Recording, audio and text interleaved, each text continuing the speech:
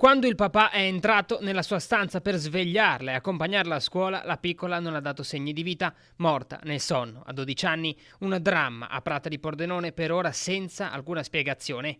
Figlia di un militare americano di stanza alla base di Aviano, la piccola non ha reagito ai disperati tentativi di rianimazione da parte del padre, al telefono con i soccorritori del 112 e della compagna, né dei sanitari, a cui è stato dato l'allarme attorno alle 9:30. Vittima di un arresto cardiaco sul quale ora la procura di Pordenone dovrà fare luce. La piccola, infatti, venerdì si era infortunata a un ginocchio nel corso di un allenamento di football americano proprio all'interno della base di Aviano. Per quel dolore che non passava, domenica sera i genitori hanno deciso di farla visitare dai medici del pronto soccorso, radiografie ed ecografia che non avrebbero dato esiti sospetti, e così la dodicenne è stata dimessa.